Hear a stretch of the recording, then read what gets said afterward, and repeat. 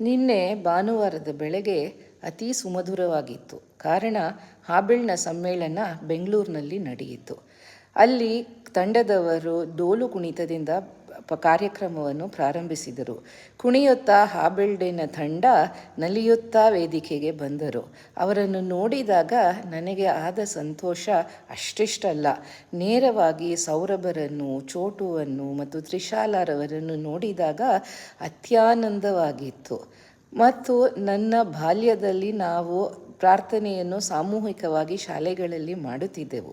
ನಿನ್ನೆ ಅಲ್ಲಿ ಪ್ರಾರ್ಥನೆಯನ್ನು ಮಾಡಿದಾಗ ಬಾಲ್ಯದ ಸವಿ ನೆನಪುಗಳು ಮರುಕಳಿಸಿತು.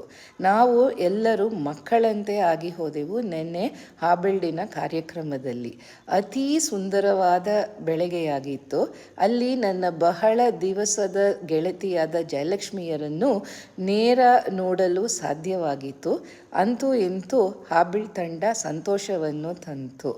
ಇದನ್ನು ಏರ್ಪಡಿಸಿದ ಹಾಬೆಳ್ ತಂಡಕ್ಕೆ ಹೃತ್ಪೂರ್ವಕ ನಮನಗಳು.